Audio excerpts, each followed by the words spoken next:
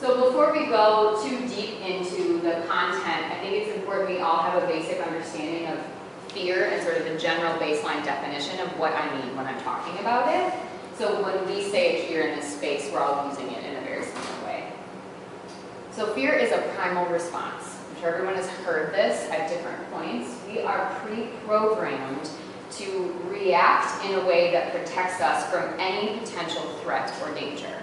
It makes sense that that would have been the case a long time ago when there were issues like giant predators or the bubonic plague or a possibility of something massively happening that could wipe out part of a civilization.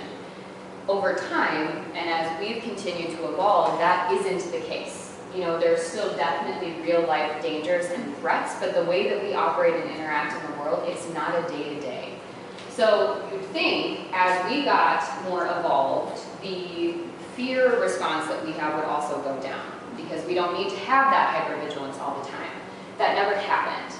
Instead, as we evolved, things got more ambiguous. We got much more complicated and intricate in the way that we live our lives than even 50 years ago or 100 years ago. There's so much more, and sometimes that's wonderful and it brings a lot of opportunities, but at the same point, it has caused this weird panic button to go off that now has made it so that we are hypervigilant. Anytime something makes us uncomfortable, we trigger that fear reaction.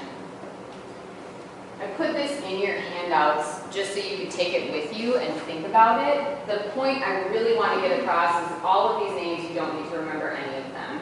Essentially, there's two main parts of the brain that interact in the fear response. So there's this tiny little spot in the middle that's called your old brain. You might have heard of it as the reptilian brain. And then there's the outer, much bigger new brain.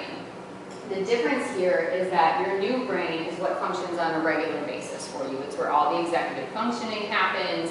It's where your prefrontal cortex is, which all you're doing is making more conscious decisions. You're able to sift through thoughts. You're able to decide what you want to do and have a more active thought process that goes with it. That is a completely separate part of your brain from this old reptilian brain, which is where the fear response is lodged. So it's in there because that has been with us since our initial start on this planet. And its sole purpose is survival. It is responsible for making sure that we survive.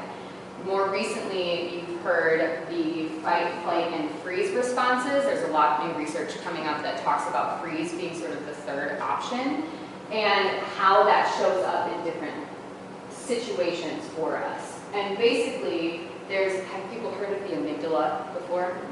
So there's a part in your brain called the amygdala, and basically I think of that as like the guy in the control room that's like scanning everything in the environment, or for anyone that's seen Inside Out, the fear character, where he's taking in everything and going, okay, that's a problem, that's a threat, this could happen, this could go wrong, and sorting it and going, I need to initiate this reaction to make sure that you're safe because something could happen I can't make sense of. So over time, when that continues to happen, every time something like a new conversation happens, versus there's like a loose tiger chasing after us, our brain stays on hyperdrive and puts everything on the same level. So we continue to sort of close in on ourselves because fear has really taken over in all these different aspects of our life.